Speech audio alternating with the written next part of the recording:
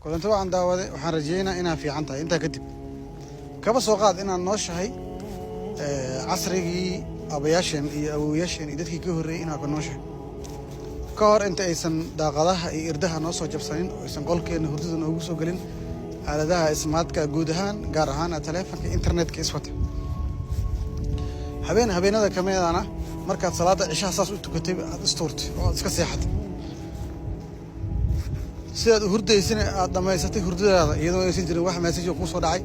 wax fariin oo ku soo dhacay hadii la ay ku sameeyay wax alarm oo ka kicinay aysan jirin wax hurdada ka qasaba sa hurdaysina aad ka soo kacday 4 subaxnimo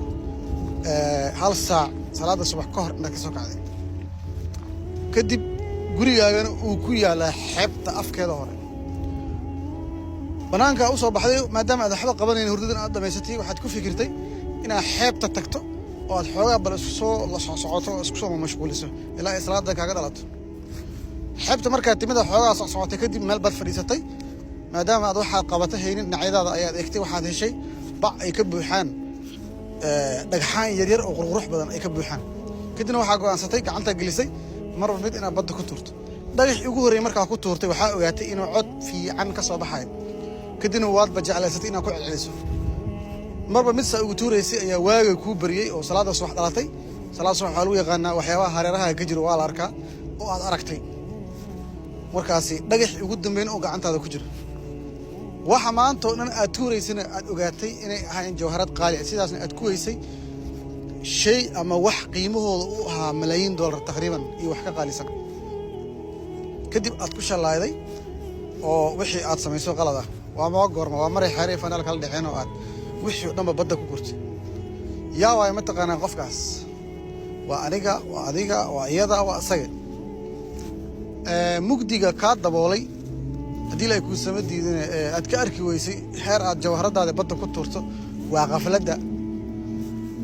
jawharada aad meesha ku tuuraysana waa waqtigaaga ilaahay cimriga uu ku siiyay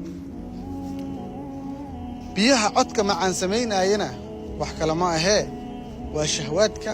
الشهوات شهوات نفسك يحب الدنيا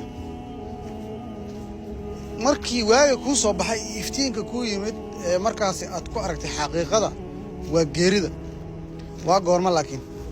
waa maray wax walba kala dhaceen oo aad hal xaba haysato hal jawharad oo kaliya waqtigaagana u soo dhamaaday wax walba haysato isaas aad ku weyday marka geeridu hadii ay ku samadiideen inay ka kiciso hurdadaada iyo qaflada aad ku jirto waa arin qadar cadawga ugu weyn marka haddaan bini aadan nahay aan leenahay waa qafladda alghafla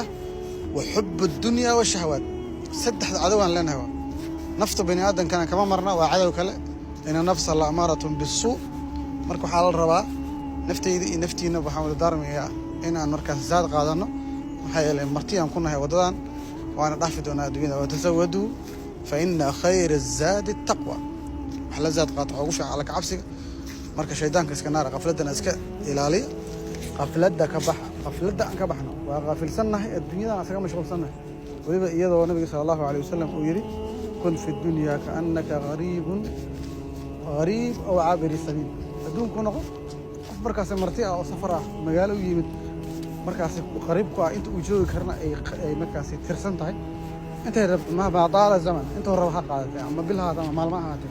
ama qof wada goynaayo in noqoto marka insha Allah intaas aan ku soo koobaya mawduucayga. Assalaamu calaykum wa rahmatullaahi wa barakaatuh.